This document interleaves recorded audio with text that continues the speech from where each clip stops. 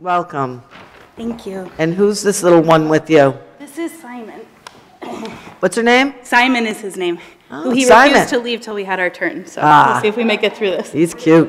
You ready, Simon?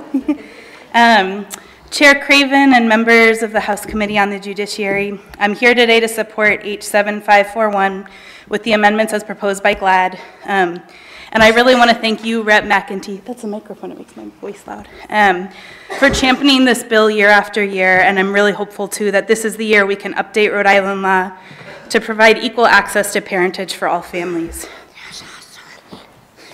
Yeah, I gotta focus on that. From personal experience as the parent of 2 children I am not genetically related to, I strongly believe that one of our fundamental rights is to make family however we choose.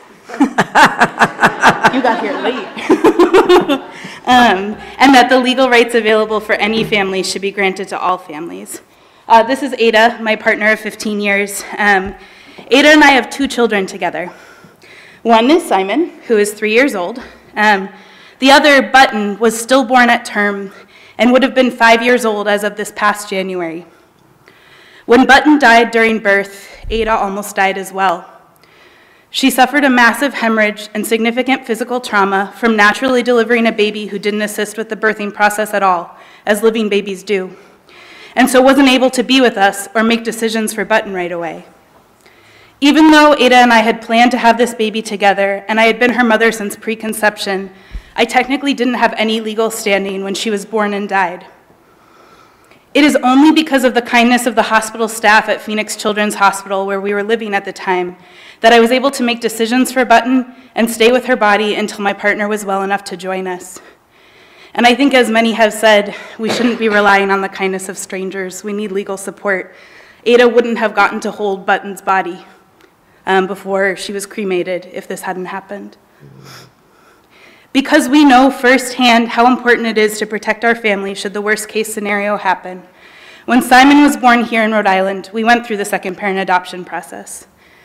It was expensive, invasive, offensive, and a waste of everyone's time and resources.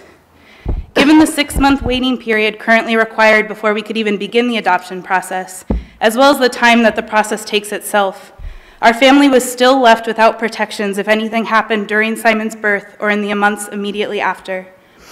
It's time for Rhode Island law to recognize the diversity of ways we create families and bring children into them, and to ensure equal protection for all of our families. All of our kids deserve this. Thank you. Thank you very much, and thank you for sharing your heartbreaking story. Thank you. And Simon, good to see you.